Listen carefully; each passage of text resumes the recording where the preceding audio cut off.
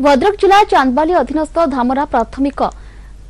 केन्द्र स्वास्थ्य सेवा विपर्यस्त हो पड़ी। आयुष डाक्तरंकर दीर्घ 14 वर्षर निरंतर सेवा पर सरकार चरम उदासीनतार नीरव एवं दृढ़ प्रतिवाद स्वरूप अक्टोबर 2 तारिख गांधी जयंती अनिर्दिष्ट काल पर्यंत कर्तव्य रही असहयोग आंदोलन